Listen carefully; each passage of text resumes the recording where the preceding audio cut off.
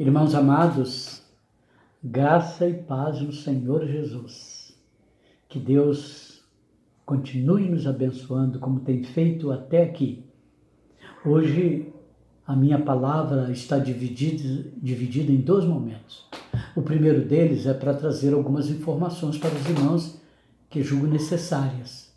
Primeiro é que, com muita satisfação, diante do que estamos vivendo no momento, decidi em oração ao Senhor e estou me programando para que a partir de segunda-feira eu possa fazer contato com todos os membros da igreja cujo número de telefone esteja no hall de membros.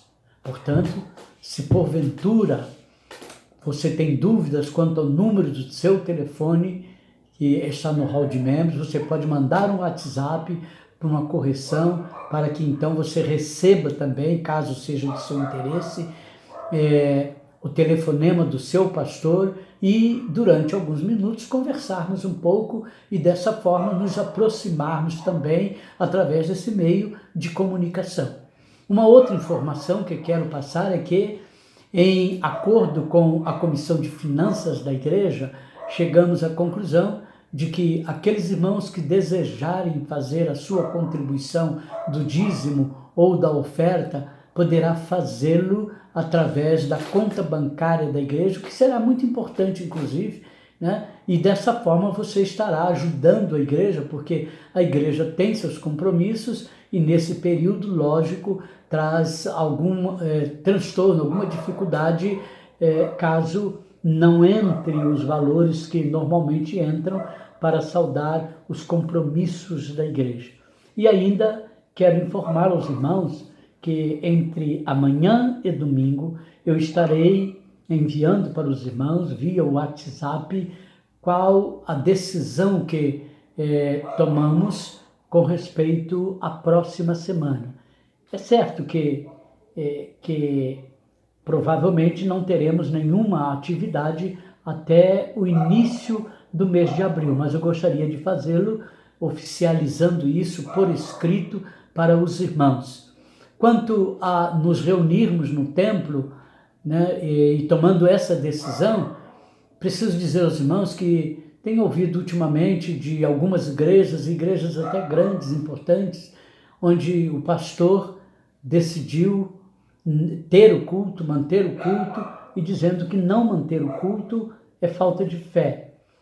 Nós estamos acompanhando o raciocínio da nossa convenção batista brasileira, batista mineira também. Entretanto, eu tenho o seguinte entendimento: o crente tem fé, e nós temos muita fé, a Igreja do Progresso é uma igreja de muita fé, entretanto, nós temos prudência também. E penso que, como líder espiritual da igreja, eu preciso me posicionar de tal forma que eu não venha trazer prejuízo para a igreja. Então, a igreja não se reúne somente no templo. Nós podemos perfeitamente estar reunidos como igreja, onde estamos, em nossa casa, orando uns pelos outros, nos comunicando como estou fazendo e outros irmãos também. Então, estejamos atentos a essas informações e aquelas que passarei para os irmãos.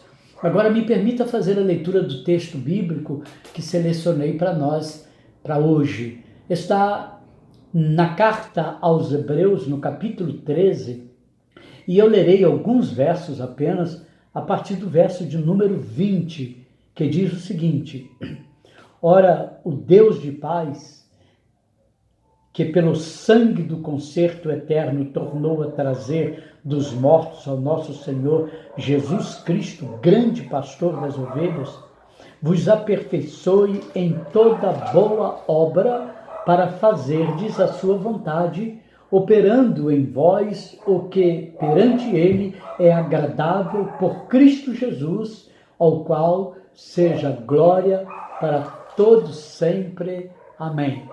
Glórias ao Senhor.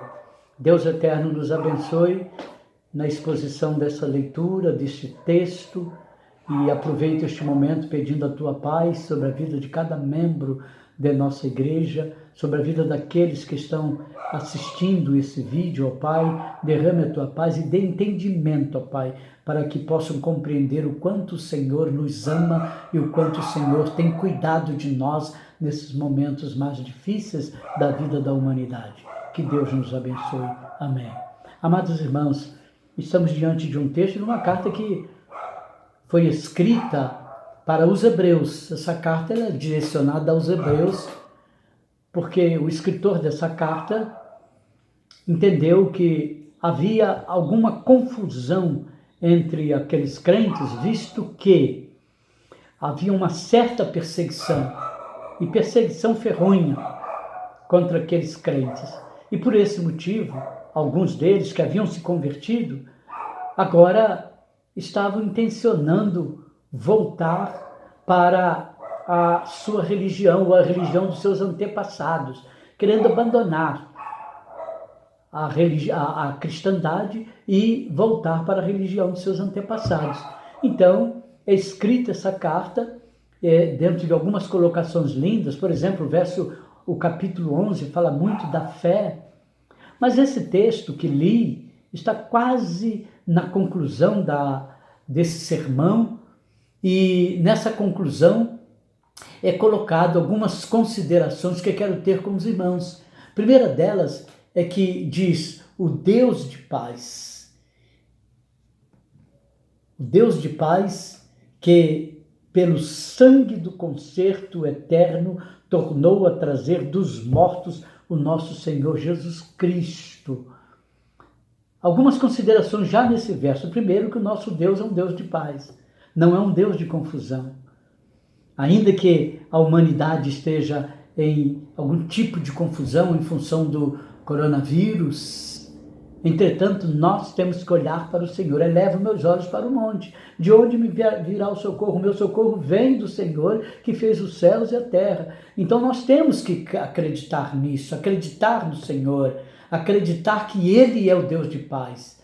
O mundo pode estar em pavorosa, mas o nosso Deus, Ele continua firme nos seus intentos. Abracemos isto. E como crentes em Jesus Cristo, temos que tomar esse momento e, envolvidos pela paz que vem do Senhor e que é dele sobre a nossa vida, orarmos por aqueles que precisam de nossa oração. O mundo precisa de pessoas que orem com fé, com segurança, com firmeza, com esperança nessa paz que vem do Senhor. Mas o texto ainda diz, ele ressuscitou a Jesus, o grande pastor das ovelhas. Então, uma segunda colocação que temos aqui é desse poder desse Deus que tem paz, o poder sobre a morte. Ele ressuscitou o seu Filho. Diz João 3,16, Deus amou o mundo de tal maneira que deu o seu Filho. Ele deu, mas ele ressuscitou Jesus. E ele está vivo, e nós cremos nisso, e nós vivemos isto. É por esta fé que vivemos este evangelho que foi pregado a nós. Então, também neste momento, na minha reflexão, convido você a pensar nesse Jesus que ressuscitou por nós, esse Jesus que está vivo, e diz aí do texto, o grande pastor das ovelhas. É verdade, eu sou pastor, sou seu pastor, humanamente falando, né? Usado por Deus, ungido por Deus. Entretanto, nós temos o sumo pastor. Diz no Evangelho de João, eu sou o bom pastor dá sua vida pelas ovelhas. É este o pastor que quero apresentar a você para sua reflexão, com plena convicção de que você tem esse pastor em sua vida e que ele controla a sua vida, mas é bom nesse momento pensar um pouco mais e acreditar que ele está acompanhando os seus passos. É como o salmista diz, né, o bom pastor que leva ao pasto verdejante, aquele pastor que o levou e que tem levado a um pasto verdejante. Queridos irmãos, quero também pensar em uma outra colocação desse mesmo texto, agora no verso 21, que diz, vos aperfeiçoou em toda boa obra, e completa o verso dizendo, para fazerdes a sua vontade. Que privilégio temos de termos sido aperfeiçoados por Deus para realizar a boa obra dele. E a boa obra dele é que cuidemos deste mundo tão encarcerado pelo pecado, pelo mal. Cuidemos deste mundo com tanta segurança daqueles que realmente confiam nele. Aliás, é importante pensar que uns versos antes do verso 20, que li para os irmãos, nós temos a orientação do escritor desse sermão, nos convidando a orar cada momento. E ele diz, orai por mim, em uma versão mais atualizada. Ou seja, ele está dando aos seus leitores o privilégio de se reconhecerem como sacerdócio do Senhor. Aqueles que oram pedindo a Deus, rogando ao Senhor por situações, e ele pede por ele mesmo, orai por mim. E é o que nós queremos fazer, orar pelo nosso país, orar pelo mundo, orar pelas pessoas que estão sem Cristo no coração e desta forma encaminhar essas pessoas para o cuidado do Espírito Santo, e com este cuidado do Espírito Santo, quem sabe essas pessoas venham reconhecer que em Jesus elas podem ter a vida eterna. E eu encerro a minha reflexão fazendo a leitura do complemento deste verso, dizendo, verso de número 21, dizendo, em vós e para o que perante ele é agradável por Cristo Jesus, ao qual seja para todo sempre. Amém. A glória, amém. Que Cristo Jesus seja em nossa vida glorificado. Que Cristo Jesus seja em nossas atitudes honrado. Que Cristo Jesus seja em nossa vivência aquele que caminha conosco, nos levando, nos conduzindo com segurança, com firmeza, para que sejamos crentes capazes de testemunhar para este mundo que só Ele pode trazer a salvação. Queridos, eu quero orar neste momento e desejo que Deus nos abençoe a todos. Até amanhã. Deus amado, louvado seja teu nome mais uma vez. Obrigado, Pai, pela importância da tua palavra. Obrigado pela reflexão que acabamos de fazer neste momento. Obrigado, ó Deus, porque tem nos dado a prudência de agirmos em obediência à tua palavra, e neste momento a igreja decide, obedecendo a tua palavra, também obedecer aquilo que é colocado pelas autoridades. Deus amado, mas oro neste momento, no nome do Senhor Jesus, pedindo pelas vidas que estão sendo acometidas dessa doença, ó Pai.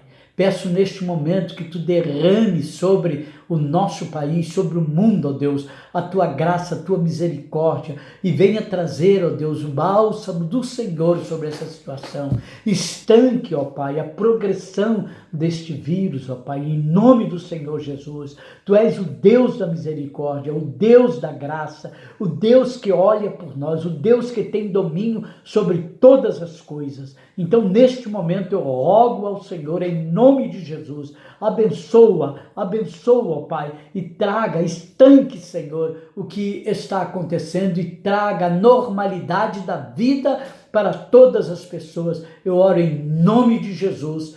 Amém, Senhor. Amém. Graças a Deus. Graças a Deus.